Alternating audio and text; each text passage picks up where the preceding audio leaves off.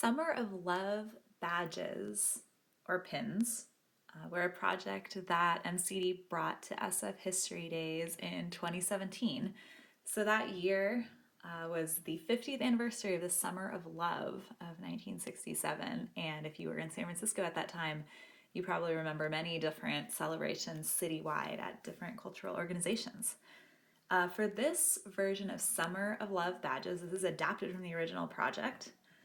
You will just need a previously existing badge or pin. You will need Mod Podge and a brush. This one is a glossy one, could be either. And you could also adapt glue for this as well. You will need some scissors.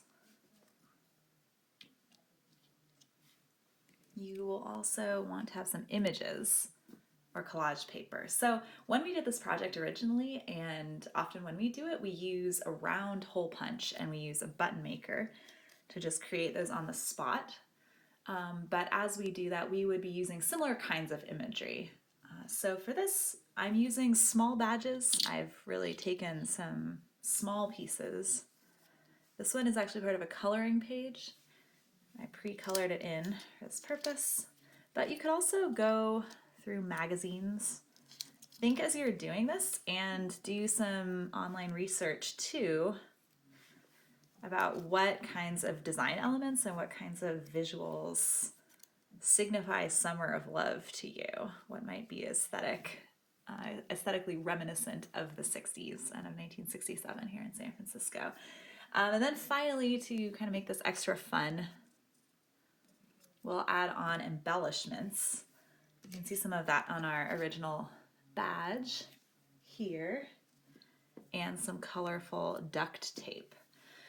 So embellishments could include, we've got some foam stickers that we can cut and adapt. That could also include glue.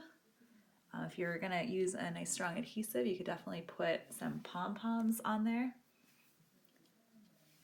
And then the colorful duct tape, on our original, we could see that is being used for fringe. There's a separate time-lapse tutorial of how to do this, and I'll just talk through it pretty quickly. But these colors, if you're doing it in that manner, would be used back to back, two of them together. This is actually not strictly duct tape, it's kind of a craft duct tape, and that works really well. It's slightly less adhesive and it will cut really easily. So to get started, you do want to start with your badge alone and your Mod Podge and your images. So just lay down everything. That is two-dimensional to start. If you haven't used Mod Podge before, it's wonderful. It really does a very sturdy, lasting surface, and it's really adhesive for things like magazine cutouts. This badge also looked a little bit psychedelic, a little bit 60s already. So I will just add to it a bit to demonstrate this process. So with Mod Podge, what I recommend is sticking that on there. In this case, I'll go ahead and trim those off as they're pointing out. And then once your magazine cutout or your paper, even a photograph is on there, go over it again with another layer of Mod Podge. You don't even really have to wait for that first layer to dry. And once you have that on there, you will also be able to just keep going. Add more of these on here.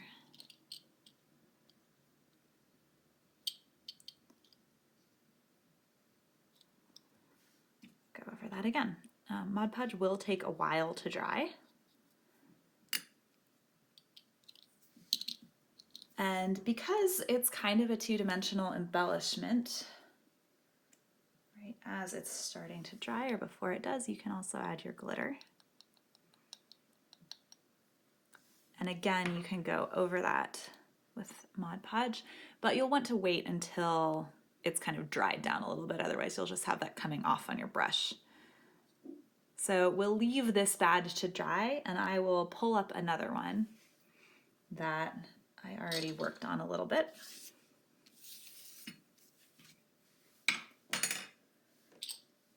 So this is the same size of badge, and I already kind of shellacked these down. You can see the glossiness maybe a little bit, and it's already quite dry. I didn't put a super thick coating of Mod Podge on there, and it's still really pretty smooth.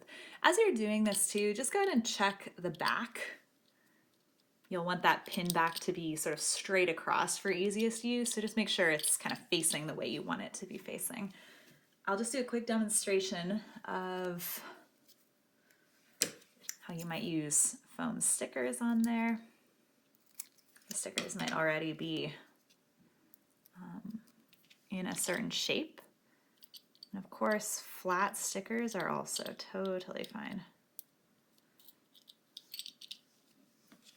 And then, just real quick, if you do choose to make a duct tape fringe, you can see, as mentioned, this has got the two different sides on there, and I've left some sticky parts up at the top. If you've done this, that will just involve cutting off two pieces of duct tape, leaving one a little longer than the other, sticking them together, and then once they're stuck together, it's really easy to trim up the sides, make them smaller, and also cut them into fringe. From there, you can really cut it short easily, cut off a piece. In this case, because the badge is so small, you can go over here. And that'll fit well. If you want to then braid this or otherwise show off the other color of duct tape, that looks great as well. Add any other embellishments you might have, anything more dimensional, and you're done.